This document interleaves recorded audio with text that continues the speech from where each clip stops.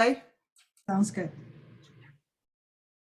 And we are live. Welcome to another episode of the weekly FreudenFreude podcast, where we bring you content to make you grow and develop as a person and as a leader. Sandra Corona. And I'm Claudia. And we are our coaches. We are coaches. I promise, guys, I do not know how long it's going to take, but sometime in the future, we are going to be able to say it nice and in sync and stuff like that. Until then, enjoy the ride. Enjoy the ride. Go ahead, Sandra. I am a coach for leaders, young professionals, and a neurodiverse community. Great. And I am a professional coach working with corporate leaders, entrepreneurs, as well as their teams in tech and beyond. So let's get started. Yes. Well, today's topic, as the title says, is what can dogs teach us, or what is it? I had to glance, what our pets teach us. I didn't know exactly what it was, but I knew it wasn't exactly correlated to only dogs, because I'm not necessarily currently a dog person. So yes, what our pets teach us. This was an idea because I've always thought that pets have so much to teach us. Okay. And I think not so much just pets. I think animals in general. They are resilient. They can teach us about family values, right? In a way, they can teach us about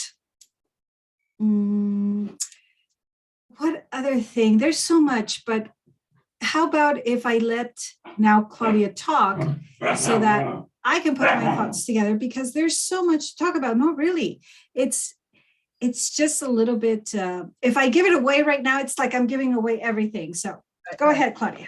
So, I mean, the thing is, and let me just close this window here, some housekeeping, I apologize. So it is not only necessarily about what we can learn from animals in terms of what they role model for us, maybe. One of the things, as an example, is how much they are able to exist in the moment. I think that there's a really big lesson in there for us, especially those of us that really ruminate about things of the past or are anxious about things for the future. Just this thing of being in the moment. So they role model things for us like that we can kind of catch on to and learn from. But on the flip side of that, I think that they provide an environment where we can observe ourselves in terms of how we relate to these representatives of other species. What do they teach? What do we observe as we interact with a dog, with a cat, with a fish, with even farm animals like chickens? And how are the relationships of us in terms of how we relate to these different animals? What do they teach us about ourselves? So I think that maybe in terms of being a coach, I kind of might have an affinity for that second kind of topic. But of course, animals are role models for different kind of behaviors that maybe we should give some thought to. Yes, absolutely. So dogs, one of the things that they can teach us, or something that we can observe in them, is the unconditional love and loyalty that they give us as humans, right? And you can observe this in any, like I said before, in any animal. Claudia said fish. Well, I'm pretty sure some of you have seen the video out there of a fish, this diver. He has like a red fish. It's not a golden fish, but I see it's red. He lets it go And the fish goes and then comes back and goes back into his hands. And he gives it a kiss and then he again throws it. And that's how they play. So that is a fish who we believe never have any thoughts up there, who we think that they are not familiar with love and attachment and all this kind of stuff, proves us in that video that this fish has an attachment to his human or the human to the fish, either way. Right. To what extent, sorry if I interrupted, to what extent this attachment is akin to what we as humans recognize as attachment, that remains to be seen, because we might see this fish coming back and we might project this human thing of love into that, or this human thing of whatever, and maybe it was just this animal, not wanting to get too far from his food bowl. Right. So the thing is that we run sometimes the risk of, and I said, Sandra, I would get the word in today, this anthropomorphization of animals. Thank you. Meaning, projecting these human qualities onto, in this case, animals that are clearly not human, and we just say, oh, what we observe is love, instead of like, it reminds me of what could potentially be love. So just making this distinction that in the internal model, however it exists in an animal like a fish, not to compare that to an internal model and the whole complexities and emotional layers necessarily that exist in the human. And we are not trying to make blanket statements here of in terms of what animals are capable of, but in any case, there's definite things that anybody who has had a dog welcome you home after a long day, we know that they're happy to see you. It's like unmistakable. Cats, Correct. not so much. It's much different. And cat versus dogs teach you like the puppy love kind of thing. Cats teach you about aloofness and independence. Exactly. And I mean, it's not a bad thing. Some people that are a little bit more, let's say, I don't want to say dominating, but that are used to seeing the person in this case, right? So if I want to compare it, so it's a person that likes to see their pack together. And it's the same way for animals. So they're going to project the same emotion, the same feelings towards their pets, because they want to know where they are at all times. And cats, let's remember, cats like to be out. They want to leave, and they can leave for 2, 3, 4, 5 days.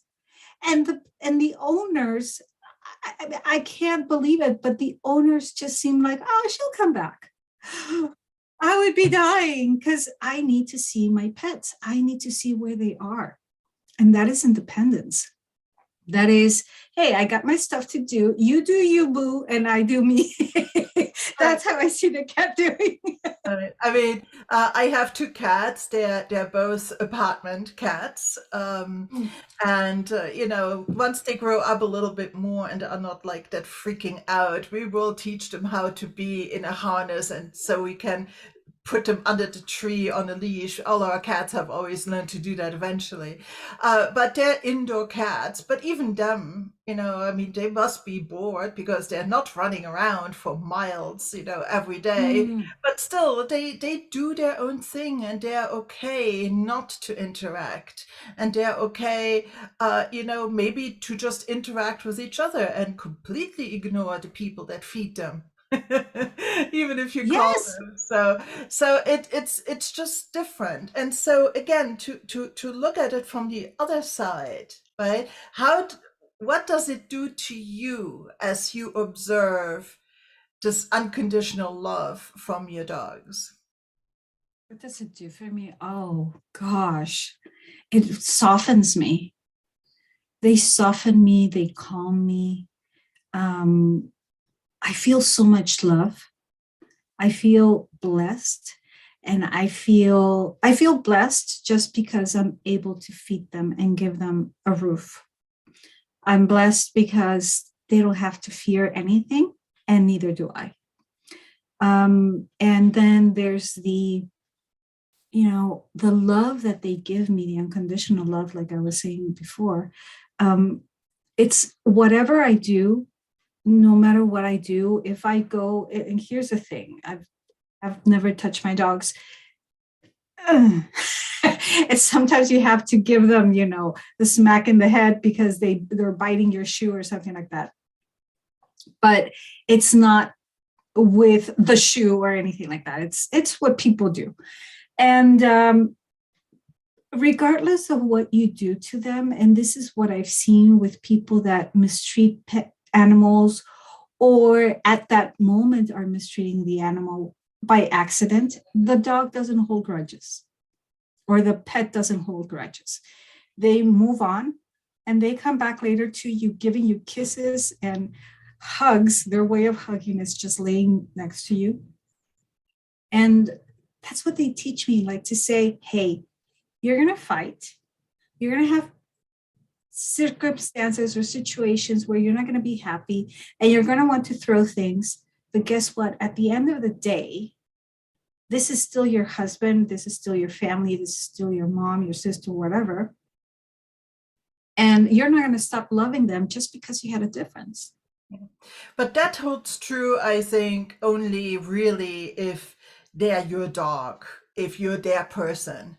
Right. Because because we had this and I mean this happened to us. My parents had this big huge Bouvier des Flandres, and he grew up to be over 50 kilos, humongous dog, right?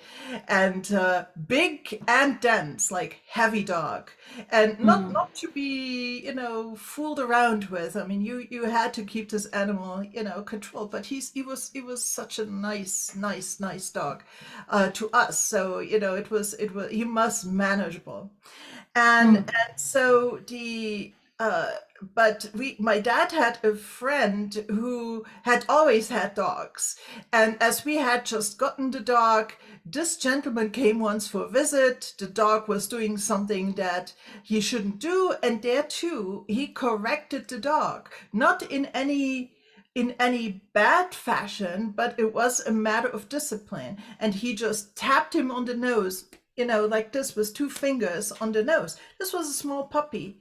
Later, this small puppy turned into this humongous dog, okay? And that dog, if he had been off his chain or running free, or if the guy had come into the house with the dog in the house, I wouldn't have vouched for anything. I mean, dogs can most definitely hold grudges. But if they are your dog and you have this special relationship with them, there is this baseline level of understanding and giving the benefit of the doubt. And again, I'm phrasing this into human terms, but that there's this fundamental layer of understanding, and again, human word, but be it togetherness, okay, whatever it means in dog lingo, but togetherness, where corrections are going to be understood for what they are, okay, and not blown out of proportion. And you even can see that with cats. But so let me rephrase my question from before. So I had asked you, what does it do to you to experience this unconditional love? What has it taught you about being able to love unconditionally, and not necessarily loving your pet back unconditionally, but in general, loving unconditionally? It taught me something very important. One day, my husband and I had a difference, like every other couple. And I realized something that a lot of people don't see yet, until it happens to it, until that realization comes to them and it slaps them in the face. And I'm going to say why it slaps you, is that being an expat, you're alone. your family are your friends, right? And so there's nobody that you can go to and complain or say, oh, he did this, today, oh, I'm so tired. Just play complaining. And I thought, who am I kidding? I'm going to be happy in the next hour or so laughing with him again. We're going to apologize to each other. And I'm just, it's like nothing happened. And so I turned around and I told him, that we're going to need to have this kind of discussions. And he's like, what is it? Just hear me out. We're going to have discussions whether we want it or not. Whether we agree or not, that's a whole different story. But we have to learn how to do this, because at the end of the day, you only have me and I only have you. And it's the same with pets. They only have us, right? And so they depend on us to give them love, attention, feed them, bathe them, all this kind of stuff. The difference is that with the husband, or at least he can bathe himself, right? But that is the unconditional love that my pets taught me to say. And like I said before, at the end of the day, you only have yourself and your partner and your kids if you have kids. So why get mad for a day, 2 days, 6 hours? You're still going to talk to each other eventually, right? So for me, unconditional love looks like realizing that you have only two persons in this relationship, and you still love each other regardless of whatever happens. And so you just might as well just say, hey, I apologize, I felt this, discuss your emotions, right? And say, I felt this is how I interpret it. And when you actually talk, which unfortunately dogs can't do with you, you a common thing, and you get over it.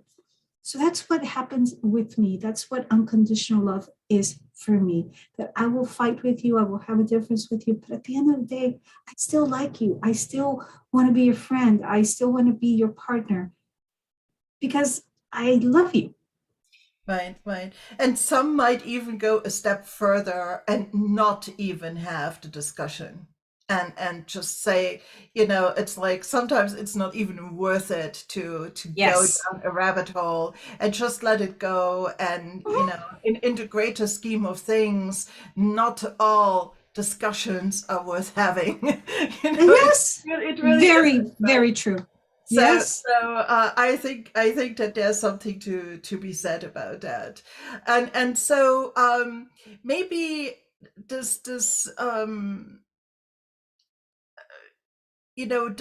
resting in this common understanding of togetherness, right? Of belonging, really. We belong together, whether it's you with your pets or you with your loved ones or you with whomever. This sense of belonging is something that binds our pets to us, very, very much so. And, these can even be I found any kind of animal that you interact with and you deal with, even farm animals whom you have to kind of to protect yourself have a little bit of a emotional distance to, at some level, but you're still connected, you still belong together, and you still know that you walk a part of this road together. And so there is this just silent understanding that this is what brings us together and what is really really important. And so it you also mentioned that animals or your dogs give you this emotional support, this improves just your general well-being when you're around them. And I mean that has been proven that in some therapeutic settings specially trained animals are being brought into mental health clinics, into Mhm. sometimes even, like I think people that suffer from Alzheimer's disease that might not be able to really connect that well with people anymore because they start getting confused, but they interact with these animals that they have maybe never even met before, and it reduces their stress levels, it gets them more engaged, and so there's definitely something that happens on a certain energetic level that maybe we can't really explain that well. And so then again, looking at what does this teach me about myself, is that presence is really important. And I think as coaches we deal a lot with this sense of presence, and animals have a certain presence when they are with you, and you are aware of them and they are aware of you, and sometimes the presence can be very soothing and sometimes the presence can be very threatening. Yes, I mean, if you have a growling dog in front of you, you are not relaxing, that's for sure. Or if you have a bull that like comes towards you or something, Yeah. you get out of the way, people. Yeah, you do. Hmm. And take my word for it, you do.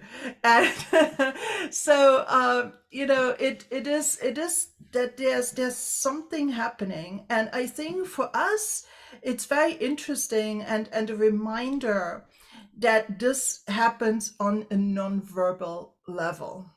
I think that is a lesson that you can learn, how much can be said without actually saying anything with words. Okay, So that much. Yeah. one look, one movement, one just being quiet can transmit. Okay, and I think as coaches, as leaders, as people, this is an incredible lesson that we can learn from our from our pets. Sorry, to that so much happens there without ever anything being said. So silence, in terms of words, silence Mhm. sometimes in terms of energy, but also just plain nonverbal communication that can be very expressive. Yeah. And so I think that is something our pets can teach us, the value of that. Absolutely. Absolutely. The nonverbal communication. How many times have we seen? And this is something that I looked just by accident. It just happened to say, oh, we do the same thing as humans. I mean, let me explain. So when a dog or a cat gets in trouble, well, the cat, I don't know so much, they're like, whatever, lady. But a dog, when they get in trouble, they usually do this. They put their tail inside and they try to hide themselves and they try to make themselves as small as possible. Okay.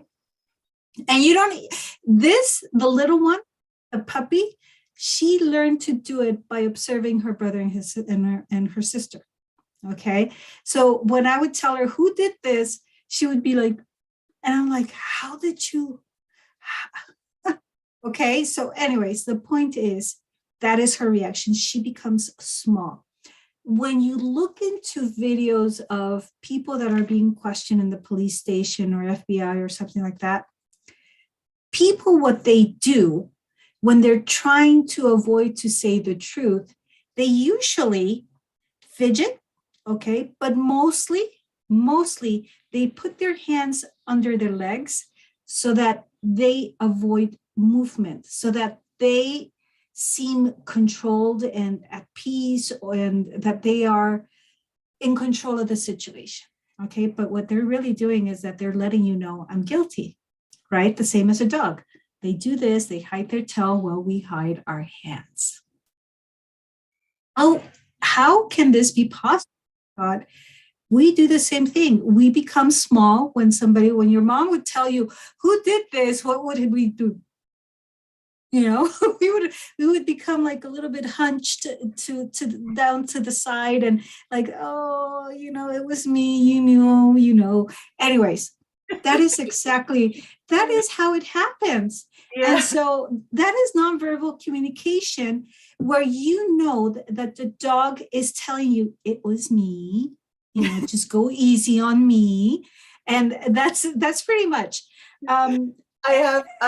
Sorry to interrupt. It's just it reminded me, like, when you might even be like a facilitator or leader in a meeting, right? And you ask for some feedback and stuff like that, and you ask, like, who wants to go first, right? I was like, Not me, not me. My cats do that. They don't make themselves small. They're like, oh, I'm looking out the window. Oh, at the birds. Like, really interesting, even though it's like the middle of the night, there's no birds to be seen anywhere. And, okay. and it's exactly this thing. But I wonder where they pick these things up. But that's their reaction, like this like, Yes. Well, thank you for sharing are, about are you cats. are you talking to me? Yes. Moi. What did I do? That's very true. Yes, yes. Something else is the adaptability and resilience that I had mentioned before. Well, kind of mentioned at the beginning. The resilience that they have, the capacity of adapting to a dog hair, by the way.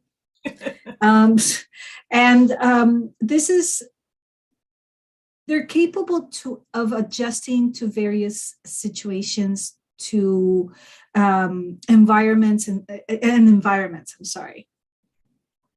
Meaning that, for example, a husky that is usually happier, that is usually better in a nice cold place where it snows, if possible, or at least in a nice cold place, they can also survive in weather and in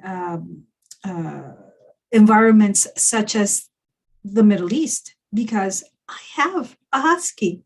And you won't believe it, Claudia. You know what he does in the evenings? Bathes. Do that with this weather. He sunbathes. He sits outside and he's admiring his territory and he's just looking at things. And then when he's tired and he's done, he comes inside and yes, he's puffing and sweating and all this kind of stuff. He drinks his water and then he's done. So that is the capability of adapting to different environments. And the resilience that they show, oh my God, I'm pretty sure that a lot of us have seen videos of how so many rescues. And I don't want to see them, but they just pop up. And you start like, oh my God. I mean, I know it's going to be. That's why they have it here. So I want to see the happy ending, because now you're looking at a damaged dog. I mean, you would think he's damaged and broken. They were just waiting. They were waiting for the right person. Yeah. And they can bounce back sometimes from situations and states that you believe it, they wouldn't make it, and they bounce back and become this family pet, and really really crazy. And yes, please, let's not go into like animal cruelty things, because No. I'm not going to sleep for like 3 days again. Exactly. Because anything that I cannot tolerate, it's that kind of stuff. Okay, so I can tell you about something else that they're also probably not so resilient. That is losing their human. Dogs barely ever can they recover of losing their human.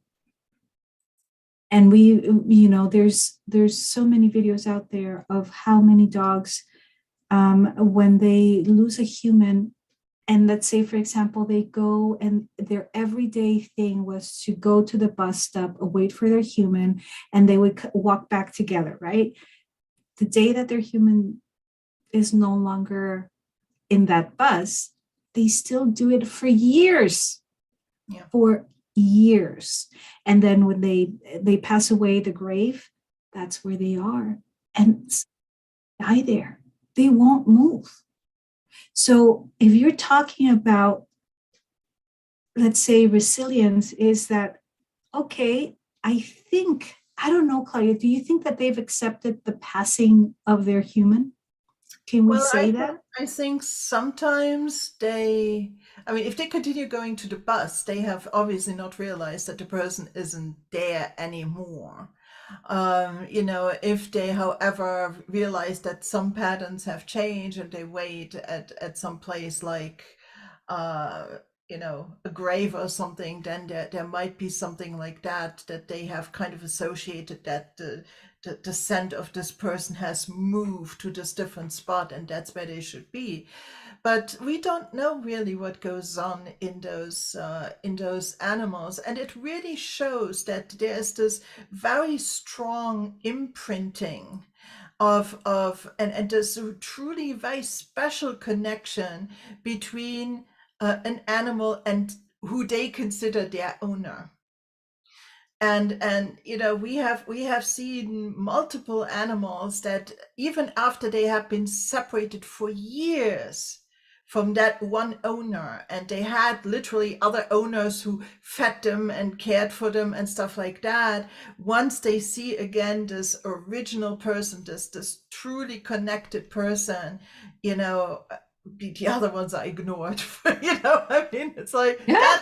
that's it, that's the one that you know, that is special to me. And it's that kind of attachment is truly, I think, when we see videos like that, as humans, it makes our heart sing because we can kind of relate to it, or we wish for something like that. I think all of us would really like that kind of uh display of yes, Action. we belong together. It's affection. I think we can call it that. And we have seen it in wild animals, like, you know, lions. If somebody, you know, reared a lion pup, and, you know, I mean, even animals like that that are not necessarily always together with humans already for, like, you know, a long evolution, let's say. um but you know, all kinds of animals, like, you wouldn't necessarily think that they would, but there is this thing, and it's not any human that they do that for, it's that particular one. And Yes. so I think all of us would be lucky if we were to find our human with whom we would connect so deeply and so perfectly, um in our own lives. So that, I wish that for everybody who's listening, that indeed they do find their special someone, and Mhm. that they go from that. You know, one of the things that comes to mind is the relationship of Digit. Do you remember the story of this chimp? I think it was no, it was a gorilla. I'm sorry.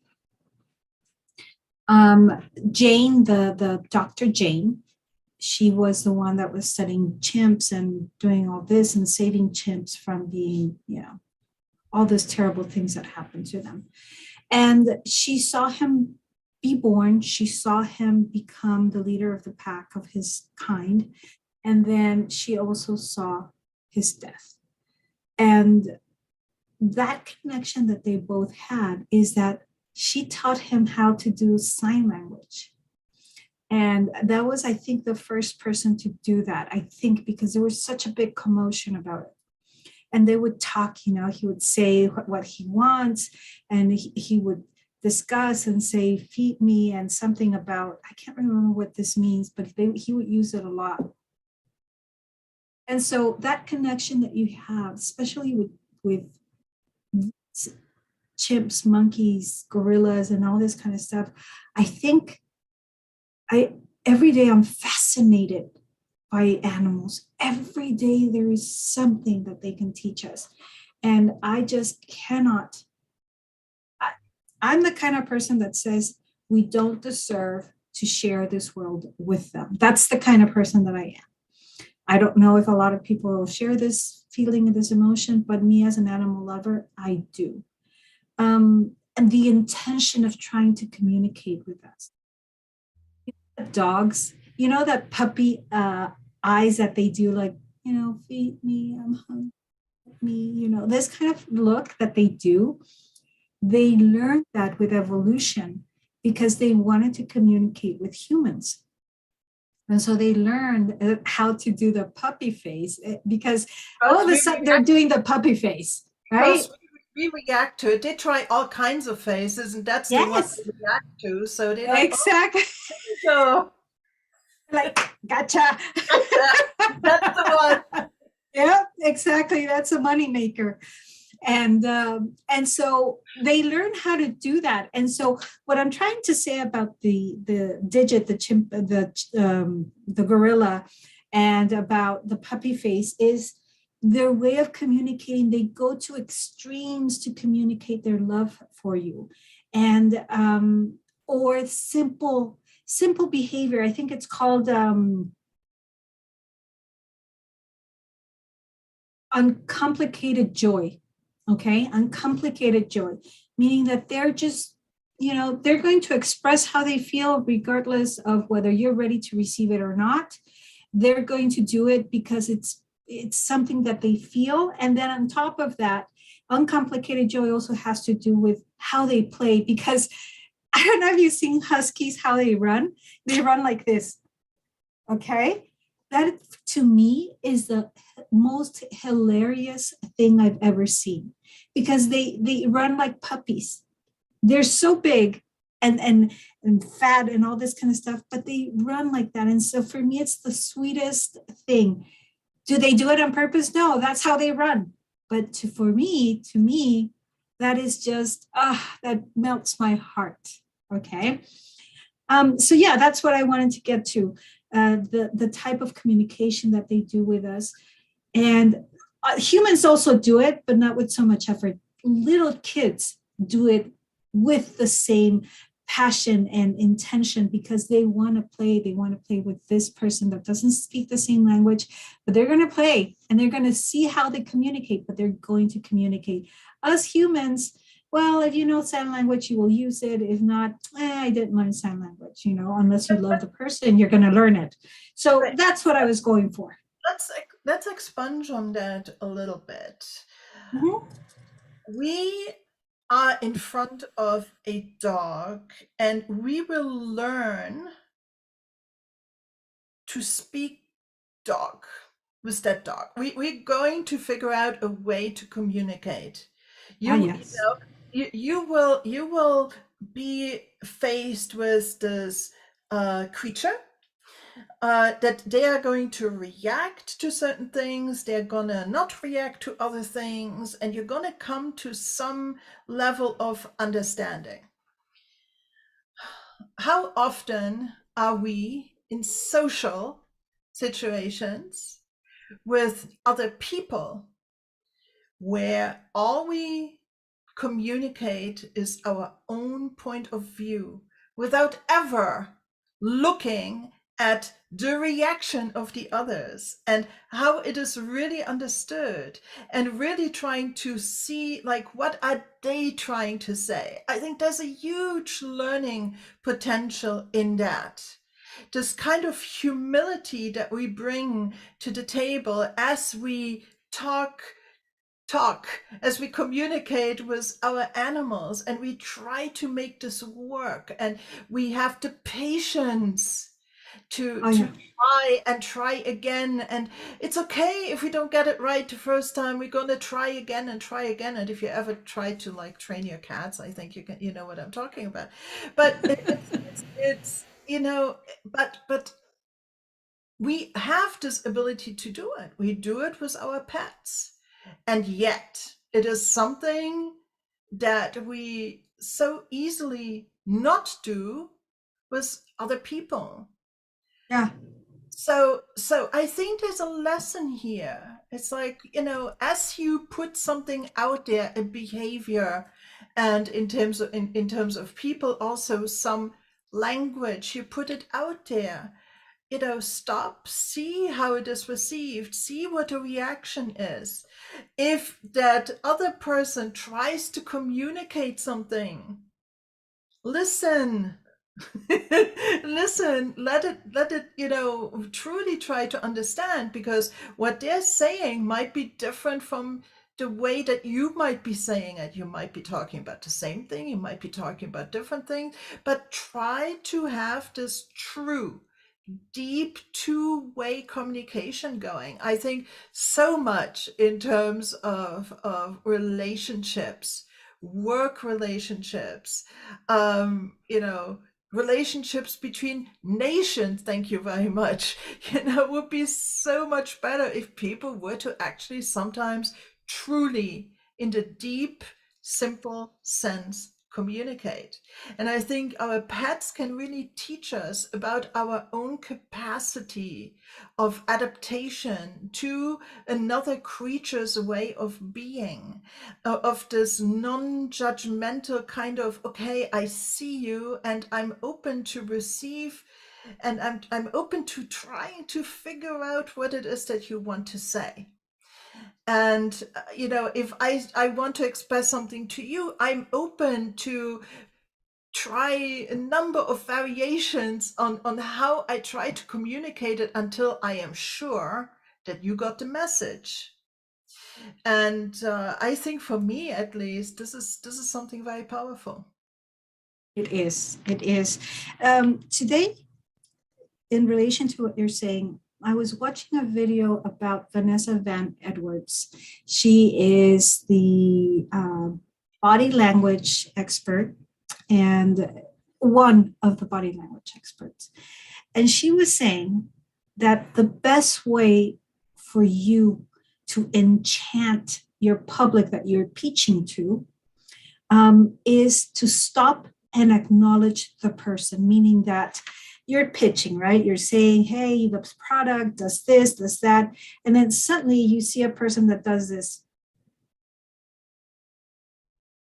squinted their eyes, and then they kind of pouted a little bit, like the little duck face. And that is a symbol or a sign of, I don't believe you.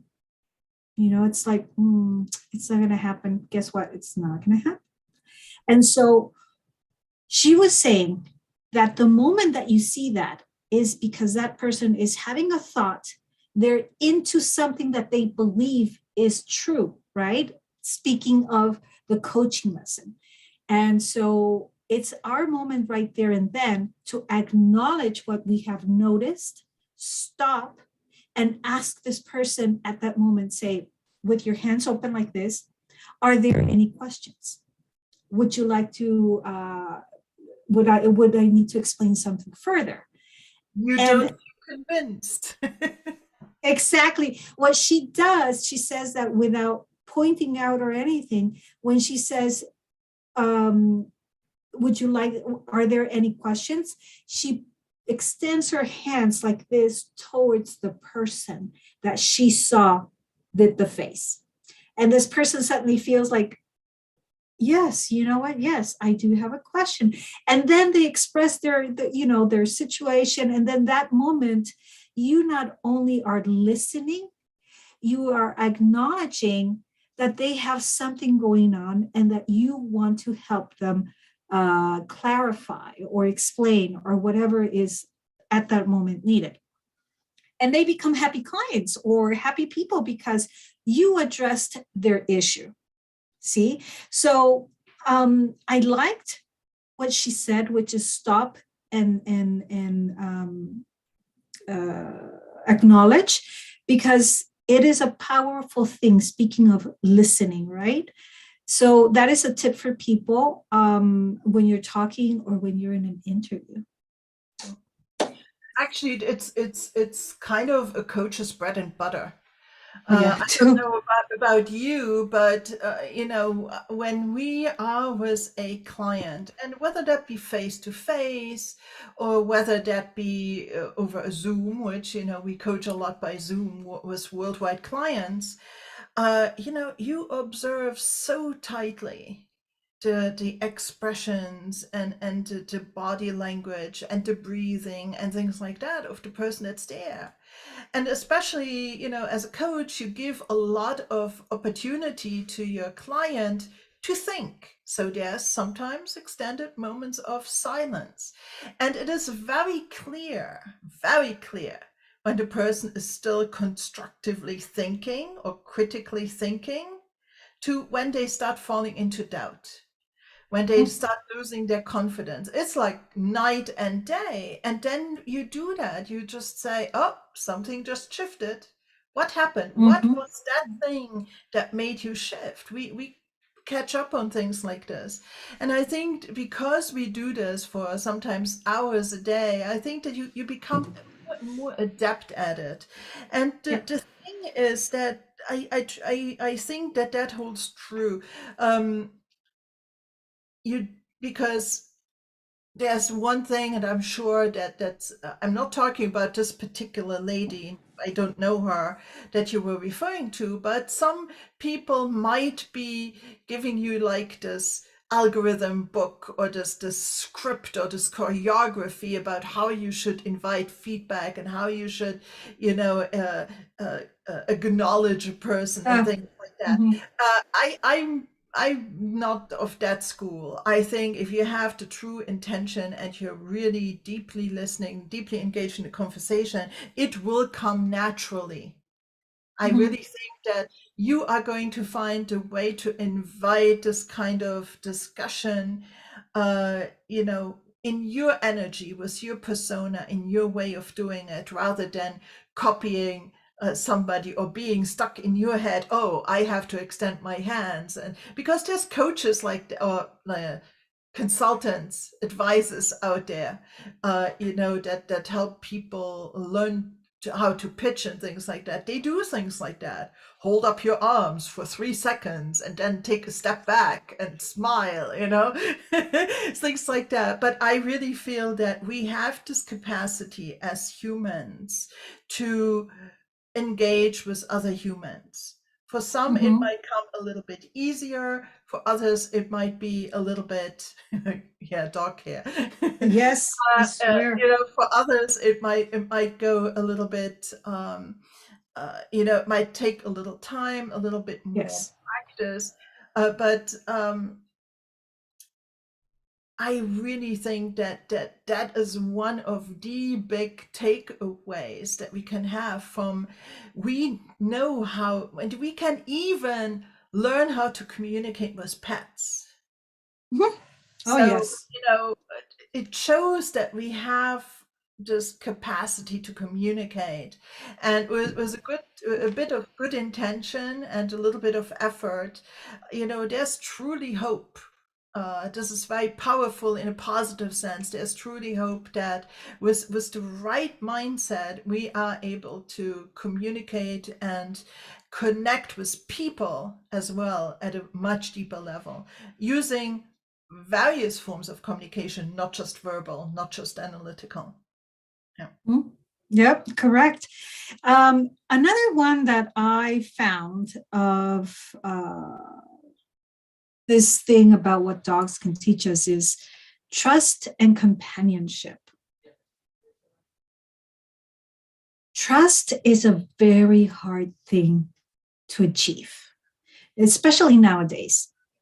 And what I noticed about trust and companionship is, watching this lady Vanessa and all this kind of stuff. She talked about how you can do your tone of voice and everything else, but a dog doesn't have tone of voice. He only has his face, his expression, and his little body.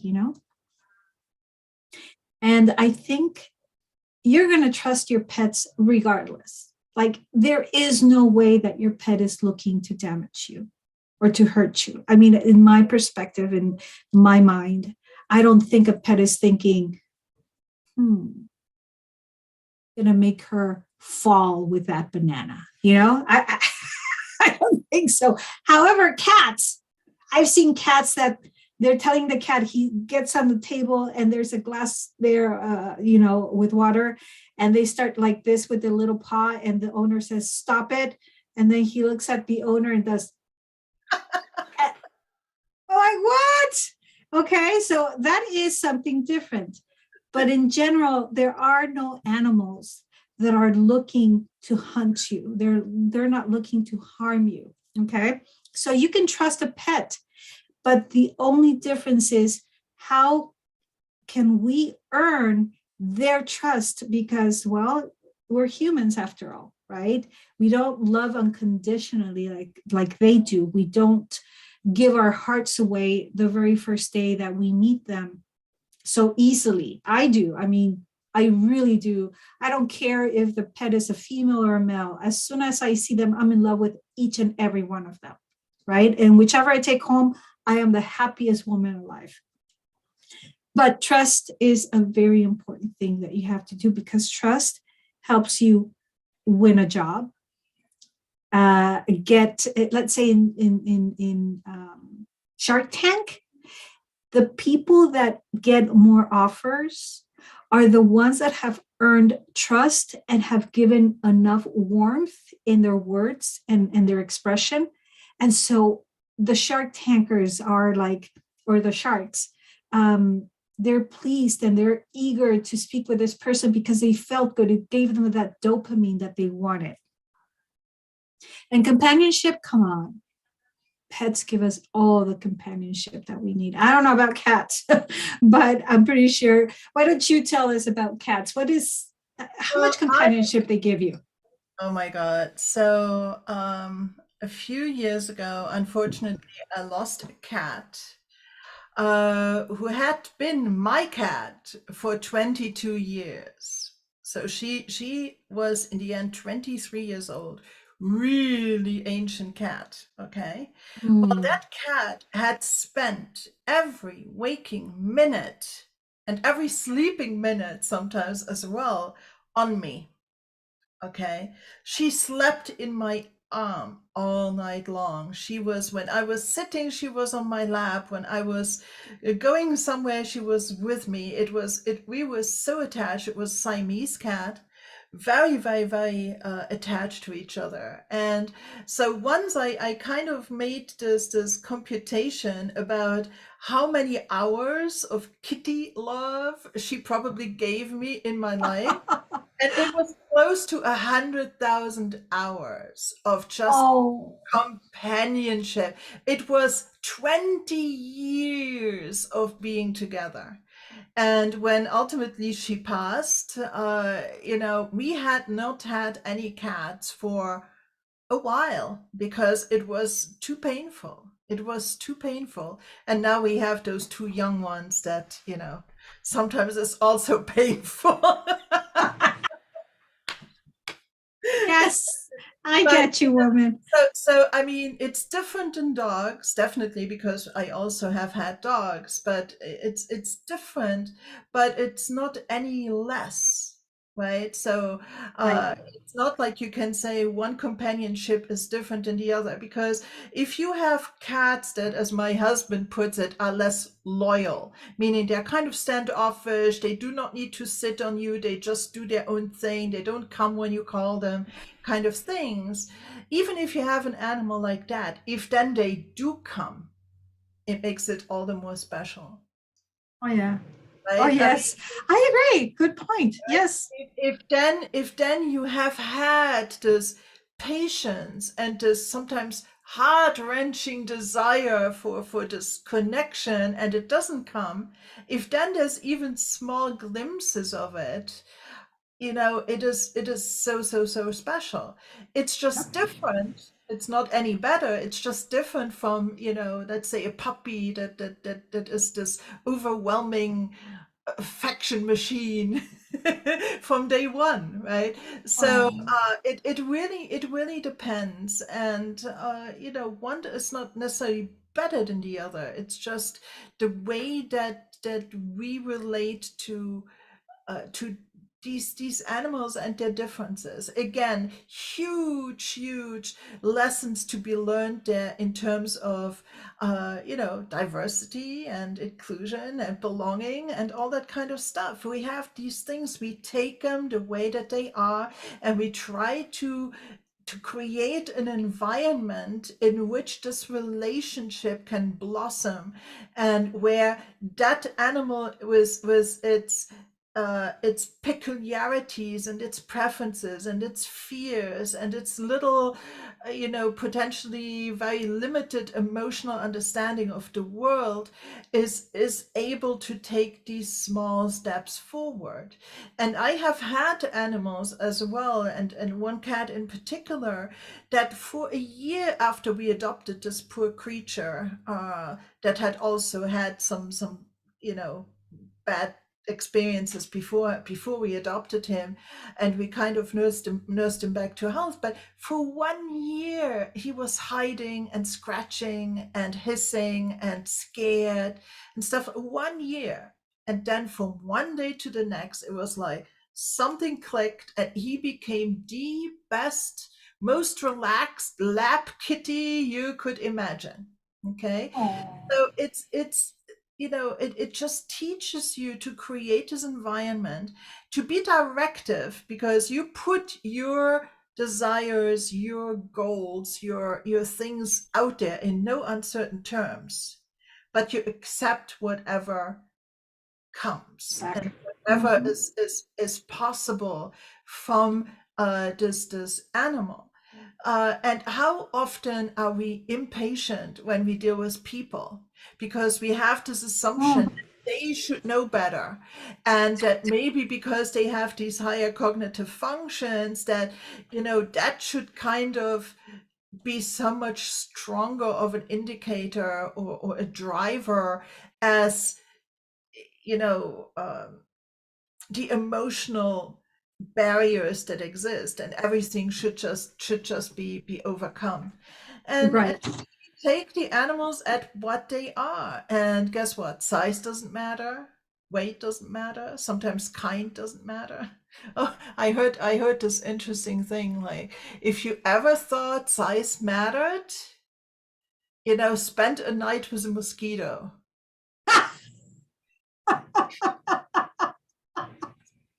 Oh my God, that is good. That is so good. Right? And it's exactly that. You just keep this open mind. And the Uh-huh. more open and non-challenging and welcoming you stay, instead of pushing. Like, welcoming is different than pushing. The more the synergy can start to happen. And I think that if you, for instance, get a pet, and you catch yourself at being this impatient one, or this demanding one, and things like that, ask yourself, is this a trait that I also have with people? Chances is yes. Or my children? Chances is yes. And what does it really work for me? Is it really the optimal way that I should exist in this relationship, or shall I just take the foot off the pedal a little bit and let things progress at their own pace? What do you think? Right. I could agree completely. You've touched really amazing subjects. It makes me just want to come out, of this room and hug my dogs, because they give so much in exchange of, snacks. To be honest, right? I was going to say in exchange for nothing. I'm like, wait a second. No, when I tell them snacks, they're like, they go crazy. But I'm willing to give them that and more. Like, they're just amazing. They're amazing creatures. They give so much for very little. And I just can't imagine my life without a dog. Yeah, yeah. I would love a dog again. It's just a little bit more of a responsibility than I can shoulder right now. Which brings us to the next point. And we're actually running a little bit over today, but I Yeah. think that this responsibility that we get when taking on an animal, if we do it Oh, yes. right, is Mhm. very, very important, and can also teach us a lot. And you know, a lot of parents give their children pets so that they can learn this kind of responsibility, and hopefully they teach the kids how to do that and do not, you know, get a pet and then if it doesn't happen right, then you know it's not the animal isn't cared for. And so you know there's a lot to be said here, and who knows, maybe we get a good response from our audience, in which case we can pick up the subject again, because I actually had some more bullet points I wanted to touch on Oh, my list. Okay, but we okay. touched on the big ones here, I think. Yes. So we all agree we can learn a lot from our animals, and we can learn a lot about ourselves when we interact with our animals. And so, do you have a puppy close by? She's probably laying here Okay, on the door. let's get a pet, one of our pets, to just show off Okay. very close and cute. Okay. Do I have a puppy somewhere? Tay Tay.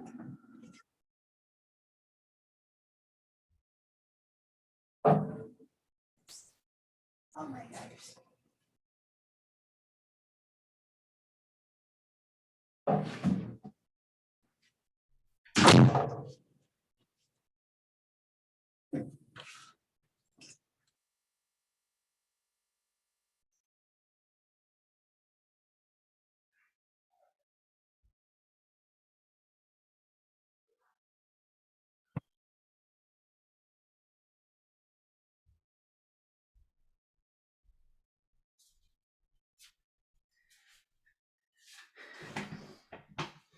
Oh my God. I do not I do not know where the other one is, but we have a little kitty here too. That's the lily cat. Oh, hi. Oh, Just sleeping. Oops. We are oh. all They were getting both, yeah. Mine tables. was sleeping. So there Say, we go. Proof that we have pets. There yes. Say good night to everybody, Tay Tay. we go. Bye And thank bye. you. Thank you, everybody, for watching, and love your pets. Bye, Claudia. Yes, Thank yes. you. You can go ahead. I'm going to close off the show by saying thank you everybody for watching. If you have an anecdote to share, want to chime in anything that we have talked about here, or come on the show, contact us. Our contact information is in the description of the video, and you know, we would love to engage with you. Otherwise, just please show us your love by subscribing to the channel and otherwise engaging with the content. And we are going to be back with more 1 week from today. Thank you so much for watching. This was fun, Thank you, Sandra. Claudia. Thank you. Bye bye. Likewise. Bye.